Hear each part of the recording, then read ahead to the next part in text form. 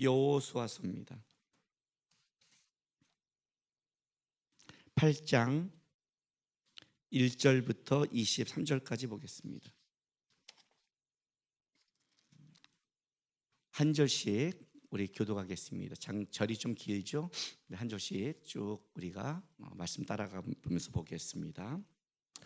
여호와께서 여호수아에게 이르시되 두려워하지 말라, 놀라지 말라. 군사를 다 거느리고 일어나 아이로 올라가라. 보라, 내가 아이 왕과 그의 백성과 그의 성국과 그의 땅을 다 내 손에 넘겨 주었으니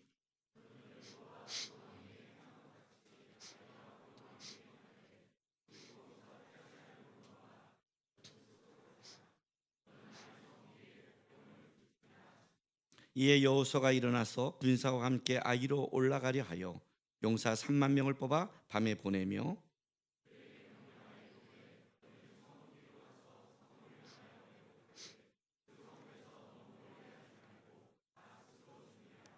나와 나를 따르는 모든 백성은 다 성읍으로 가까이 가리니 그들이 전과 같이 우리에게 쳐 올라올 것이라. 그리할 때 우리가 그들 앞에서 도망하면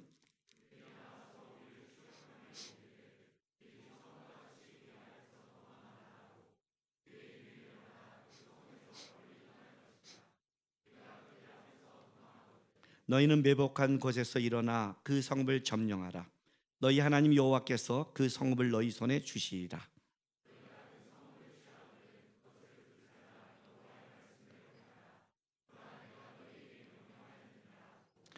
그들을 보내매 그들이 매복할 곳으로 가서 아이 서쪽 배달과 아이 사이에 매복하였고 여호수아는 그 밤에 백성 가운데서 잤더라.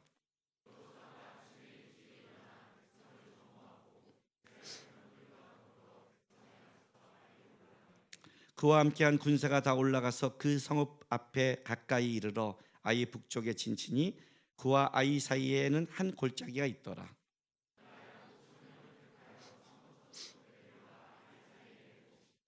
이와 같이 성읍 북쪽에는 온 군대가 있고 성읍 서쪽에는 복병이 있었더라. 여호수아가 그 밤에 골짜기 가운데로 들어가니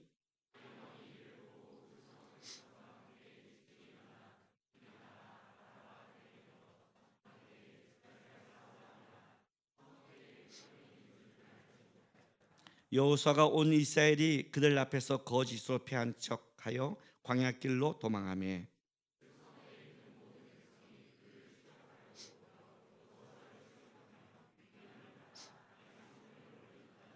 아이와 베델의 이스라엘을 따라가지 아니한 자가 하나도 없으며 성문을 열어놓고 이스라엘을 추격하였더라.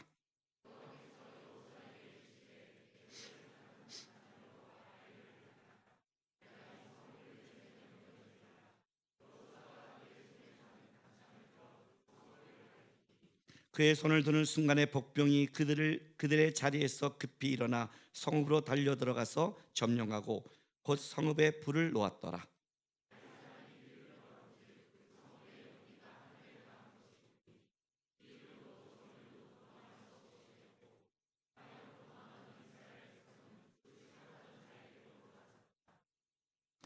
여호수아가 온 이스라엘이 그 복병이 성읍을 점령함과 성읍의 연기가 오름을 보고 다시 돌이켜 아이 사람들을 쳐 죽이고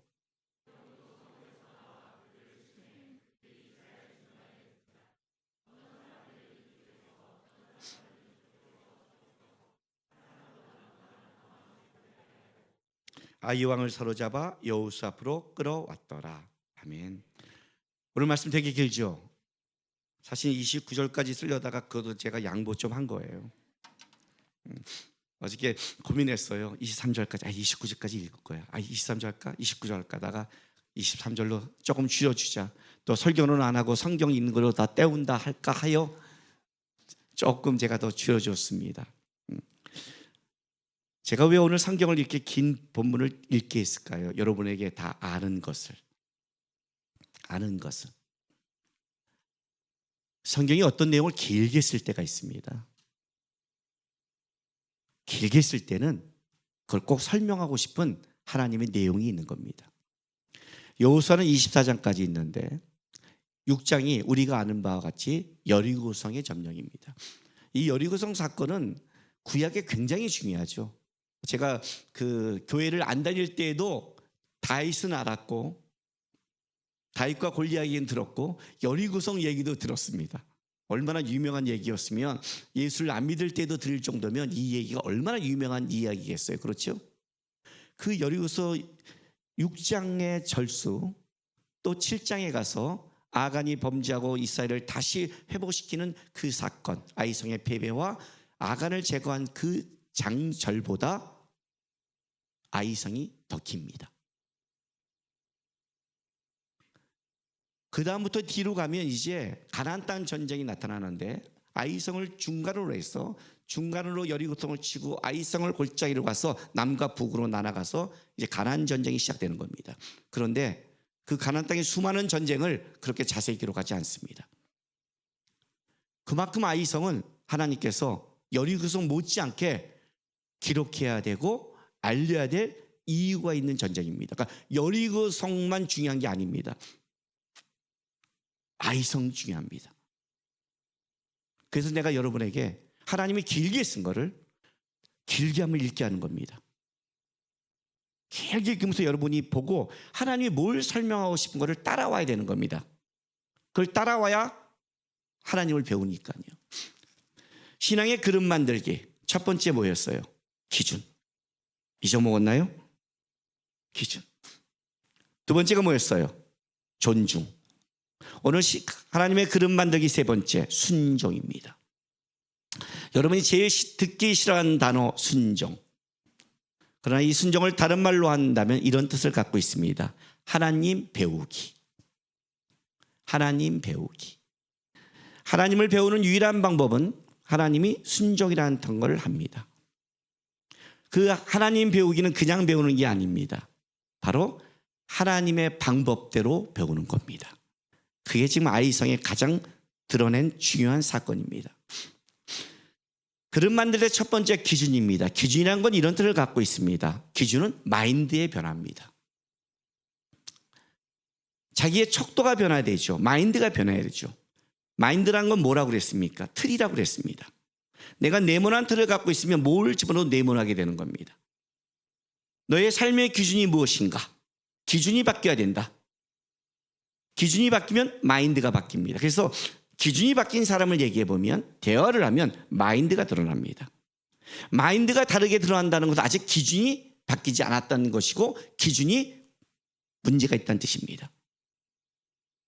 기준이 이제 마인드가 분명한 사람은 두 번째 어떻게 삶이 바뀌냐면 존중으로 바뀝니다. 존중은 어떤 거냐면 삶의 태도로 나옵니다. 여러분이 누구를 존중할 때 보세요. 눈빛이 다르고 말이 다르고 태도가 다릅니다. 그래서 저 사람이 나를 얼마나 존중하는지 아는지를 그냥 압니다. 지나가다가 어쩔 수 없이 몇 번 이렇게 속일 수 있을지 모르지만, 그러나 삶은 절대 그렇지 않습니다. 그래서 그 태도와 자세에서 존중이 나오는 겁니다. 여러분이 하나님을 존중하면 벌써 태도와 자세가 어쨌든 달라집니다. 그 태도와 자세를 보면 그 태도와 자세가 얼마큼 하나님을 존중한지를 알아요.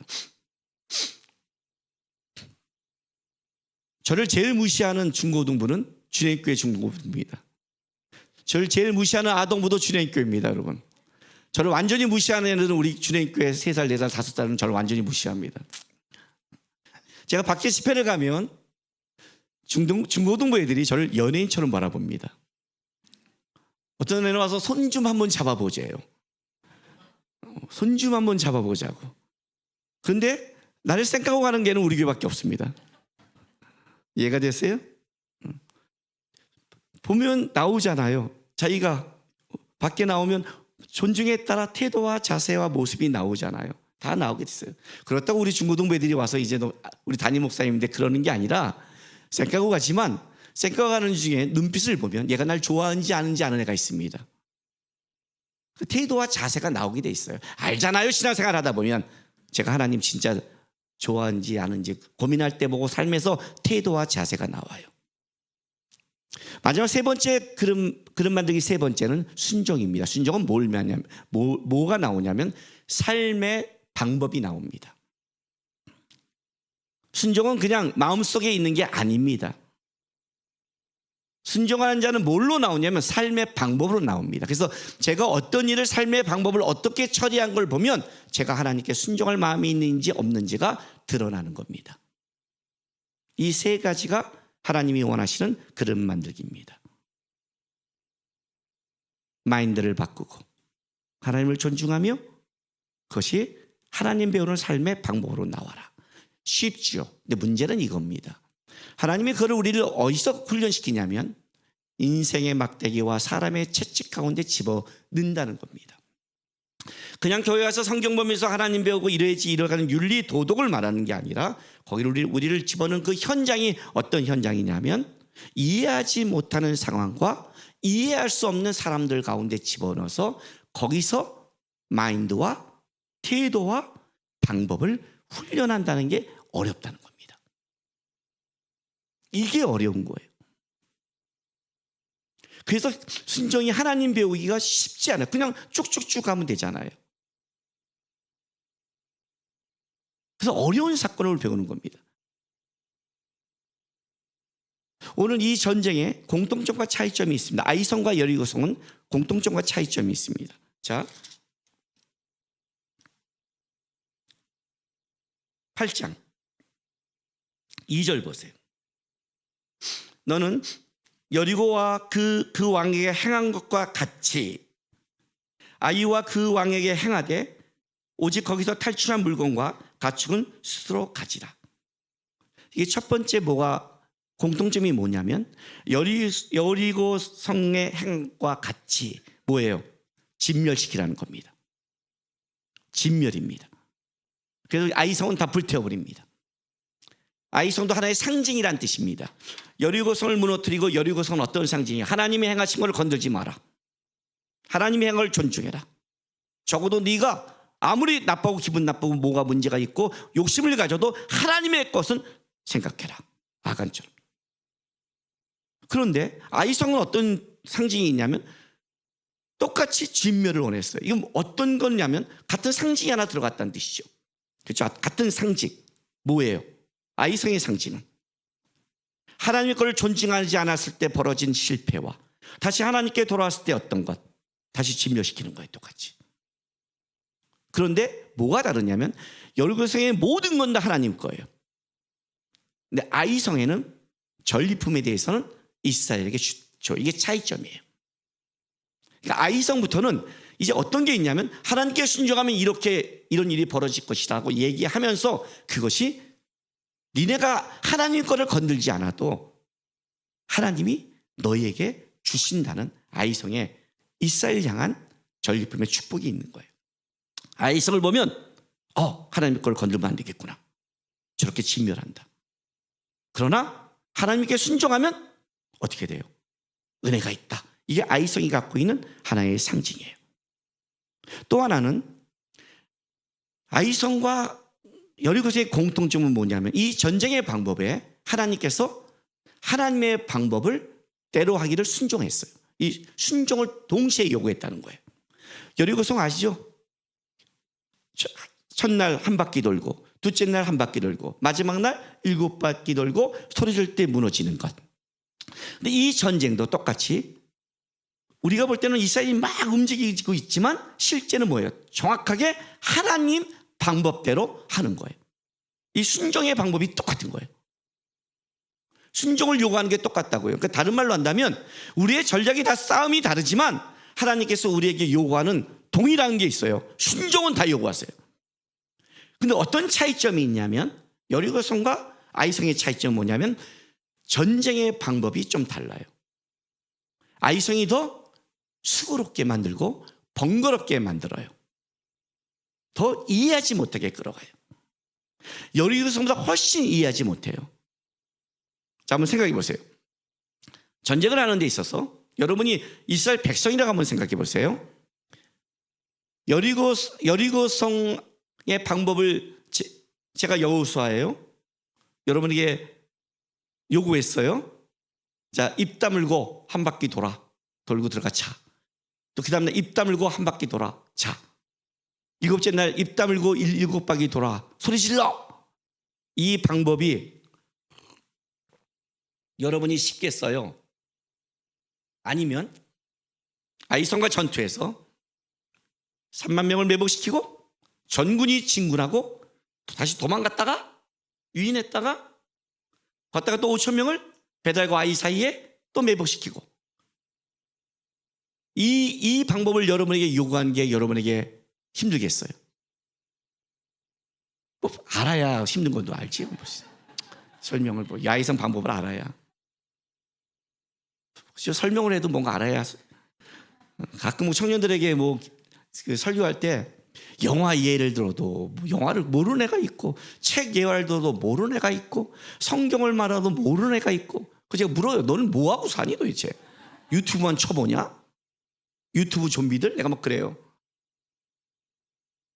여리고성이 쉬울까요? 아이성이 쉬울까요? 아이성이 어려워요. 더 어려워요. 여러분, 다른 말로 할게요. 여러분이 순종할 때, 목사님이 나라나 집안일이나 목사님 어떤 걸 원해서 순종할 때 큰 일에 순종하기가 쉬워요? 작은 일에 순종하기가 쉬워요?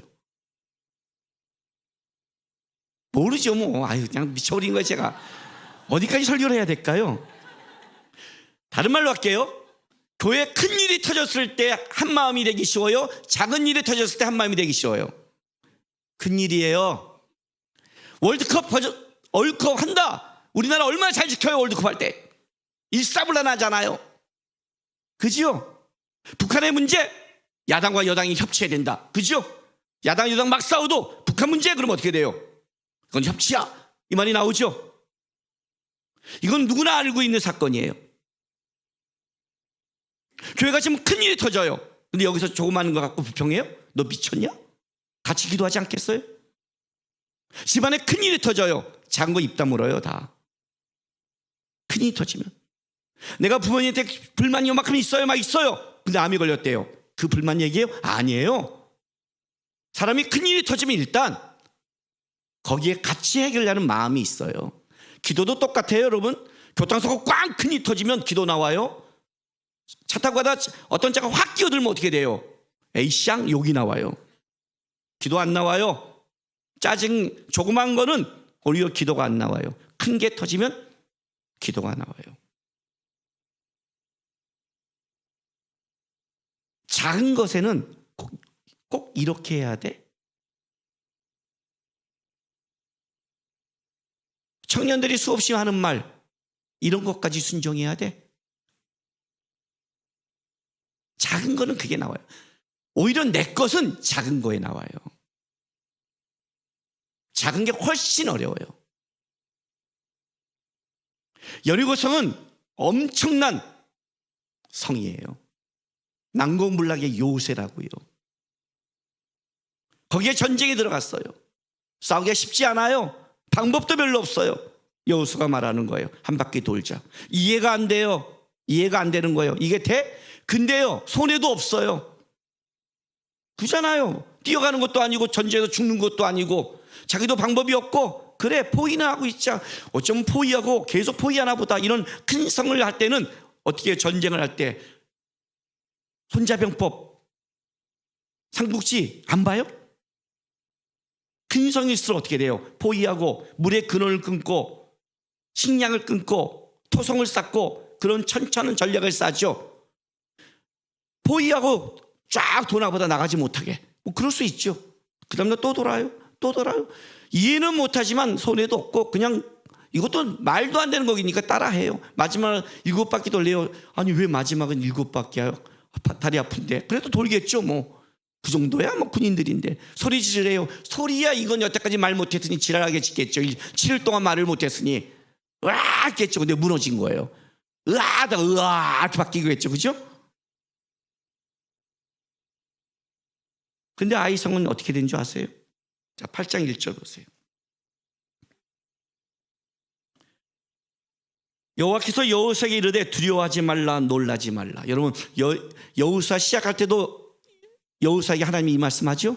넌 담대하라 하죠. 똑같이 이 말 해줬어요. 그리고 봐요. 군사를 다 거느리고 일어나 아이로 올라가라. 보라, 내가 아이 왕과 그의 백성과 그의 성읍과 그의 땅을 다 내 손에 넘겨주었으니 너는 여리고와 그 왕의 행한 것 같이 아이와 그 왕의 행하되 오직 거기 탈취한 물건과 갖추은 수로 가지라. 이렇게 말했어요. 여러분, 만약에 하나님이 지금 이걸 여러분에게 딱 얘기한다면 어떤 느낌이겠어요? 잘못한 아간의 것을 제거했어요. 이제 하나님께 온전해졌어요. 하나님이 약속한 거예요. 올라가, 두려워하지 마, 놀라지 마, 쳐들어가. 내가 여리고성에 한 것 같이 할 테니까 다 진멸시켜. 그리고 거기에 전리품 너 가져. 그러면 어떤 일이 벌어져요? 여리고성 같이 하는 거 아니에요? 쫙 올라가는 거 아니에요? 쓸어버려야 되는 거 아니에요? 그래야 되는 거 아니에요?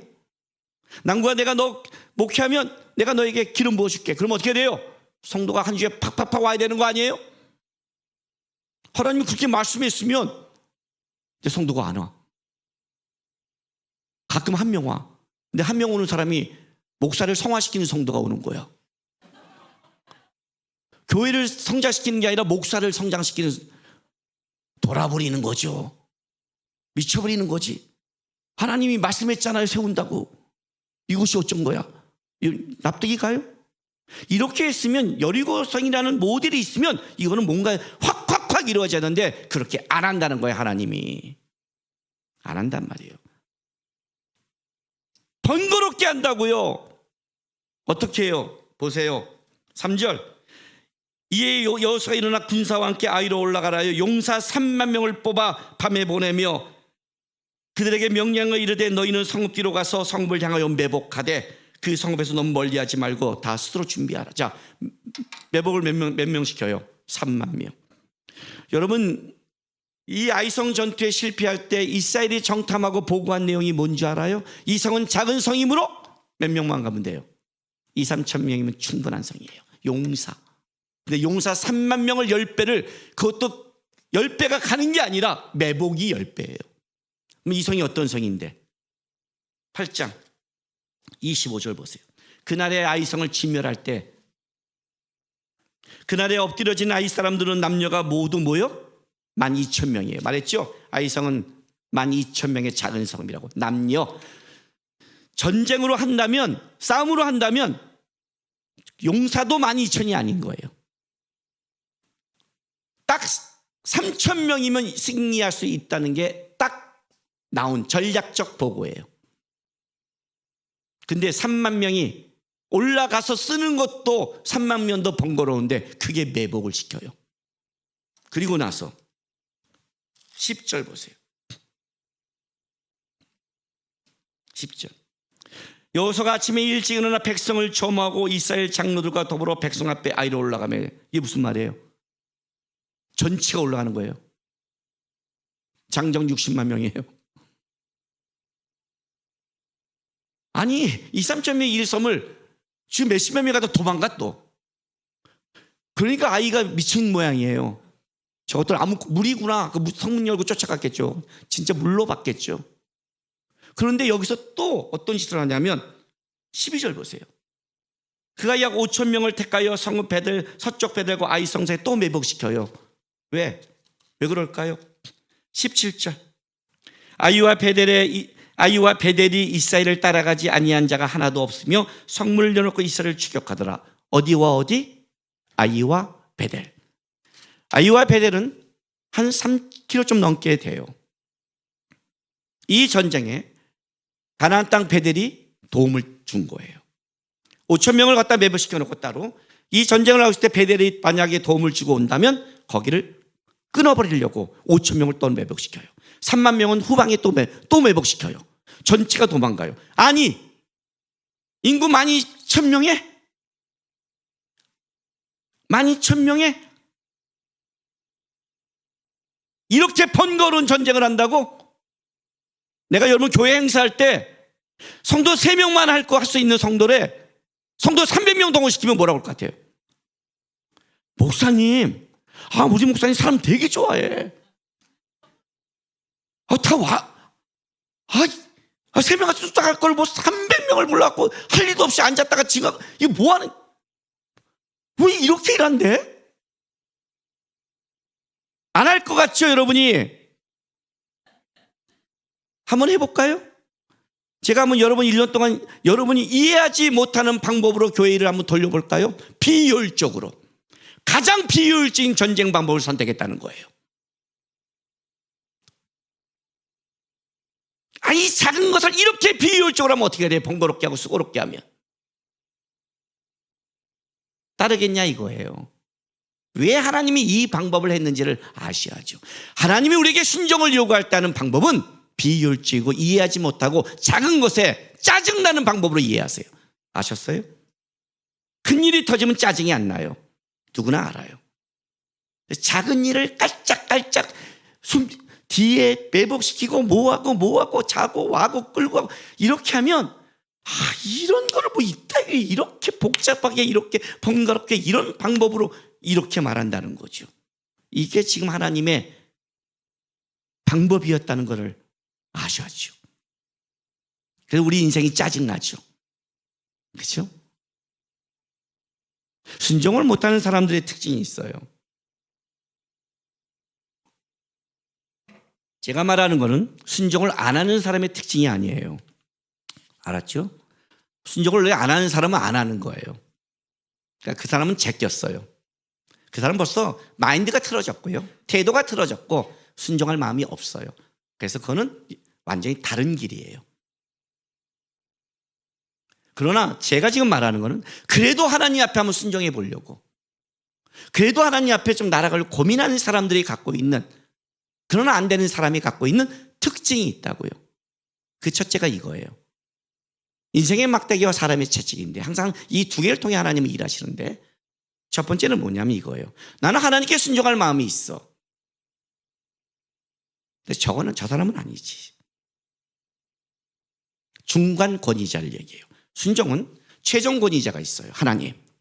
그리고 내가 있어요. 이렇게 순종하면 참 편해요. 하나님은 완벽하시고 하나님은 실수가 없으시고 하나님은 분명하시니까 잠깐 이해 못해도 이렇게 금방 승리를 주시니까. 그런데 중간 권위자를 하나 세워래요. 사울처럼. 이게 우리를 미치게 만드는 거예요. 이 중간 권위자가. 아니잖아요. 어떻게 해요? 이 문제가 벌어지는 거예요. 나는 하나님께 할 마음이 있는데 아니잖아요. 그럼 하나님은 뭘 보느냐? 그래서 다윗이 모델이 되는 거예요.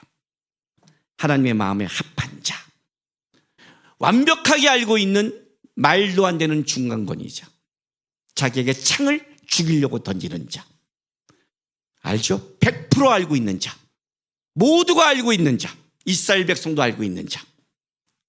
사울은 천천히요 다윗은 만만이라. 누구나 알고 있는 말도 안 되는 자를 딱 세워놓고 다윗을 딱 세워버린 거예요. 이게 마음에 합한 자야. 다윗이 한 게 뭔지 아세요? 도망간 거예요. 공격하지 않아요. 도망가 버려요. 마인드 안 바뀌어요. 하나님께 있다. 기다려요. 존중, 태도 안 바뀌어요. 예의를 지킬 줄 알아요. 그 말도 안 되는 사울한테 설명을 해요. 나는 죽일 만 없습니다. 계속 설명을 해요. 예의를 지켜요. 태도, 순종, 하나님의 방법대로 해요. 말도 안 되는 방법을 쓰지 않아요. 인간적인 방법 안 써요. 그게 최종 권위자를 바라보고 있는 순종하려고 애쓰는 자의 모습이에요. 여기서 자기께 나오는 거예요. 사람을 세워서 먼저 훈련을 시켜요. 두 번째가 뭐냐면 상황을 통해 훈련시키는데 번거롭게 하고 귀찮게 하며 이해하지 못하는 일 가운데 집어넣어버려요. 아이상처럼 보는 거죠. 네 머리가 나오는지, 네 생각이 나오는지, 네 태도가 나오는지 보는 거죠. 큰 게 분명하게 나오면 다 알죠. 여러분, 순종은 내가 다 이해하고 내가 아는 걸 하는 걸 순종이라고 하지 않아요. 그건 당연한 거예요. 그렇지 않아요? 당연한 거잖아요. 다 알고 아는 거 하는데 그건 그냥 안 한 건 나쁜 놈이죠. 거기에 무슨 순종을 붙여요. 이 전략처럼 말이 안 되는 거예요. 아니 인구 12,000명의 그 조그만 게 아무리 아간범했다 해도 3만 명이 매복을 해? 3만 명이 그냥 올라가도 되겠다. 올라가도 그냥 무슨 매복이야 매복은 그냥 써버려도 되겠다. 용사 3만인데 그래도 용사 가다 또 5천을 줬다 해? 전체가 가다 또 전체가 도망가면서 이게 뭐 하는 짓이야? 유인을 내도 손자병법 안 봤어요? 삼국지 안 봐요? 대망 독고가와 이에야스 책 안 보세요? 성경책 안 보면 그거라도 좀 보세요. 말도 안 되는 전략이라고 이거는요. 여러분 인생 속에 말도 안 되는 하나님이 번거로운 짓을 하고 있는 거예요. 왜? 그래야 내게 나오니까.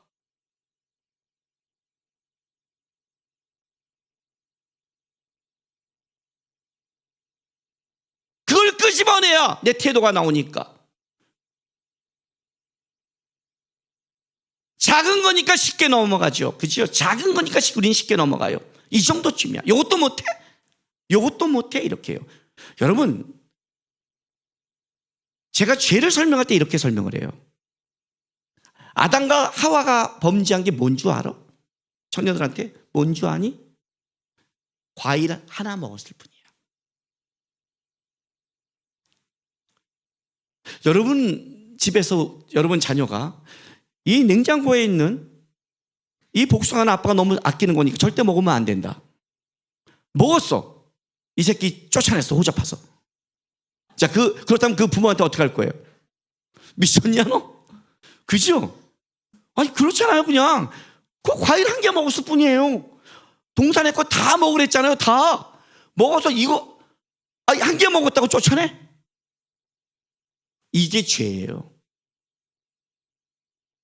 이게 죄라고요. 작게 보여요. 가치 없어 보여요. 근데 거기에 뭐가 나오느냐? 내게 나와요.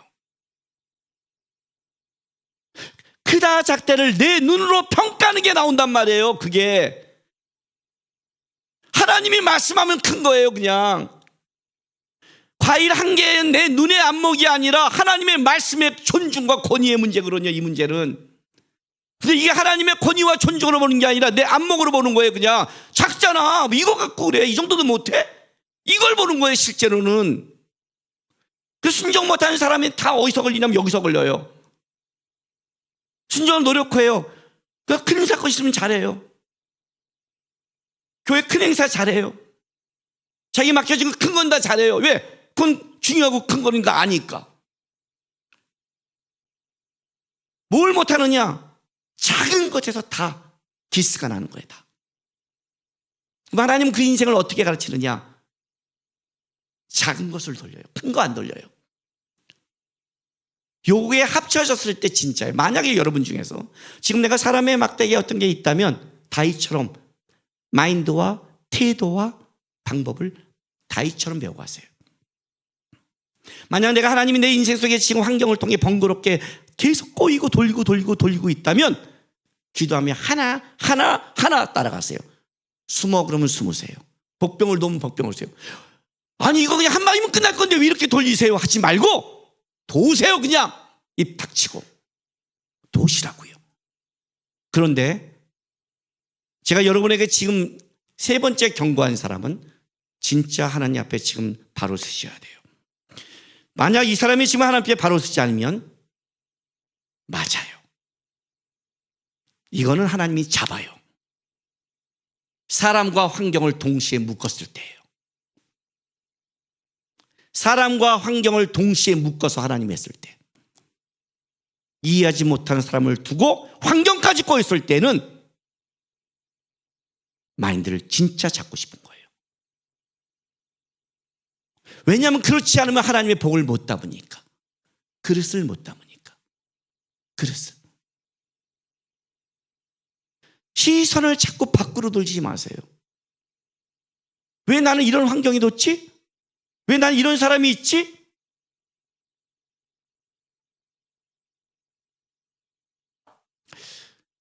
여기에 지금 성도 중에서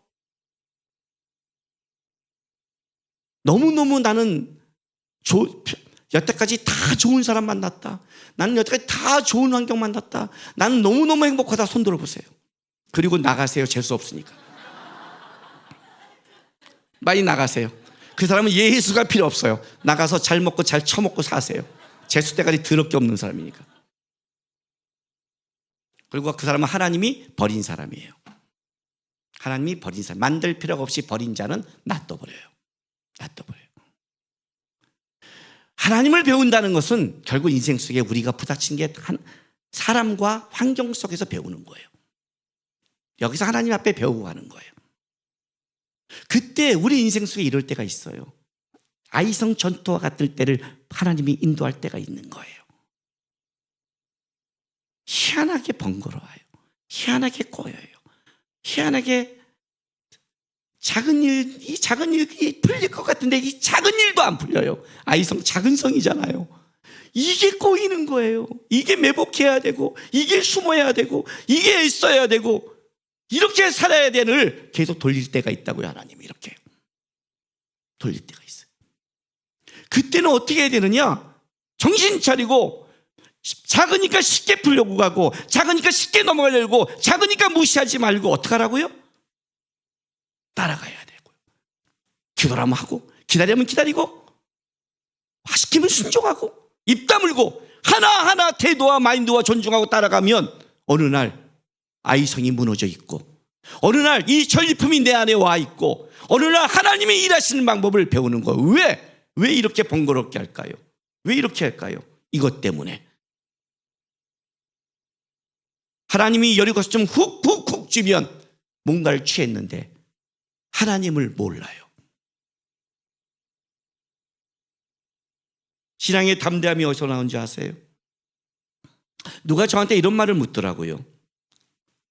목사님도 하나님 안 계실 것 같은 데 있으세요? 그래요. 그럼 제가 뭐라고 말하냐면 대답 안 해. 그잖아요. 있어 그러면 김남원 목사님도 이때 그러고 말할 거 같고 내가 아니까.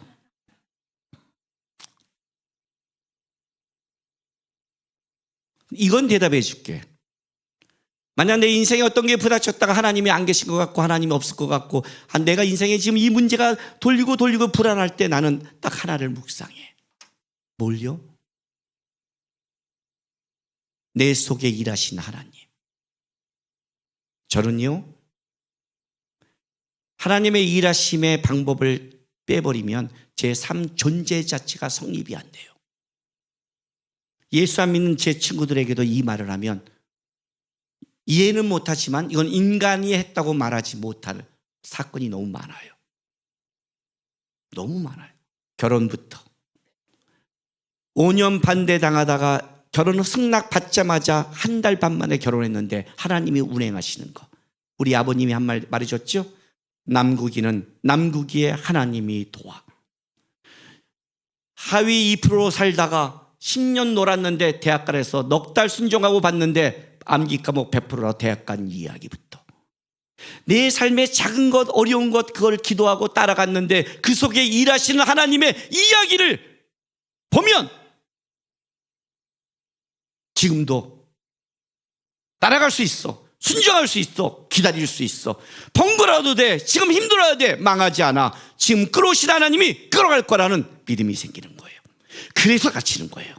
이 수고로움과 번거로움을 따라가서 하나님의 일하심을 발견하지 못한다면 여러분의 신앙이 피상적이 되니까 말로는 하나님 얘기하지만 맨날 똑같거든요. 맨날 어려우면 인상 쓰고 맨날 힘들면 침체하고 맨날 하면 잠수타고 맨날 지감정에 빠지고 질투에 빠지며 신앙이 못 자라는 것. 조금 풀어주면 그때 와서 하나님 있는 것처럼 하고 있고 그게 어떻게 하나님 이야기예요? 그건 세상 사람도 다 하는 이야기예요. 세상 사람도 좋으면 다 축복받았다고 어려우면 다 힘들다고 그래요. 제 친구들이 나한테 언제 상담하는 줄 알아요?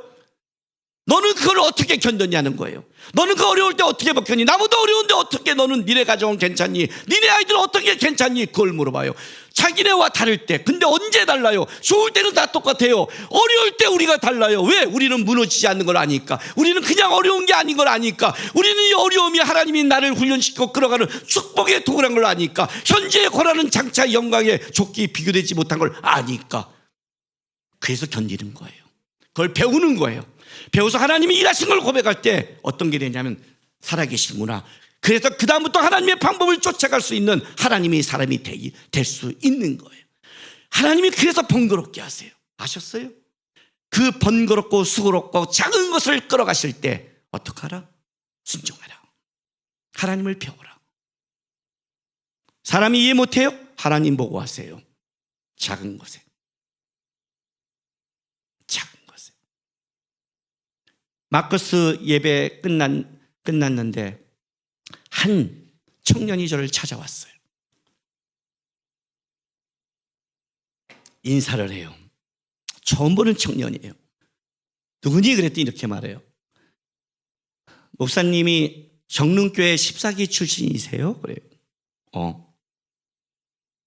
저희 엄마가 정릉교회 14기 누구예요? 알아. 같이 봉사했어. 엄마가 목사님 만나면 꼭 이 말 전해달래요. 뭘? 미안하다고요. 뭐가 미안해? 네 엄마한테 잘못 아무것도 했는데. 아니요. 같이 봉사하고 같이 했을 때 목사님이 그렇게 어려운 줄 몰랐다고. 교회를 그렇게 걸어온지도 몰랐고 배고프고 봉사하는지 몰랐다고. 항상 밝았고 항상 열심히였고 그래서 편안한 줄 알았다고. 나중에 간증 듣고 나서 몰라서 미안하다고 전해달래요. 아니, 괜찮아. 나 일부러 한 거 아니야. 나 진짜 하나님 때문에 괜찮았어. 그랬어요. 작은 것에 순종하세요. 미소 지을 줄 알고 예의 바를 줄 알고 인사 잘할 줄 알고 마음 넓힐 줄 알고 웃을 줄 알고 하나님 때문에 작은 것을 번거로움을 따라가도 하나님 하겠습니다. 매복하라면 하겠습니다. 숨으라면 숨겠습니다. 따라가 보겠습니다. 그 작은 것에 순종을 하는 게 신앙이에요. 조금 힘들다고 조금 어렵다고 조금 마음에 안 든다고 불행한 게 하나님 못 배우고 갈까 봐 불행한 거예요. 그래서 하나님이 여러분의 인생 속에 번거롭고 수고롭게 할 때 하나님이 나를 가르치고 인도하고 알려주려고 하시는구나. 하나님 벅차고 매복하고 숨어있고 힘들지만 기도하며 한 걸음 따라가 보겠습니다. 하나님을 잘 배우게 도와주십시오 하고 하나님의 축복을 담을 수 있는 깨끗한 그릇 되시기를 바랍니다. 기도합시다. 이 시간에 기도하겠습니다. 제가 아까 기도할 때 여러분에게 이렇게 물었습니다. 진짜 예수만 의지하는 삶되기 나는 원하나? 나는 진짜 예수로 사는 인생 되기 원하나? 그냥 예배 좀 드리고 기도하고 하나님 왜 날 안 도와주셨어요 하는 내 중심이 아니라 나 진짜 예수만 의지하고 예수만 따라가는 인생 되기 하나님 원합니다. 하나님 잘 따라갈 수 있도록 번거롭고 수고로워도 짜증나도 잘 따라가서 주님 배울 수 있는 신앙 되게 예수만 의지하는 삶 되게 도와달라고 우리 시간 다 같이 다짐하며 나가겠습니다. 기도하겠습니다.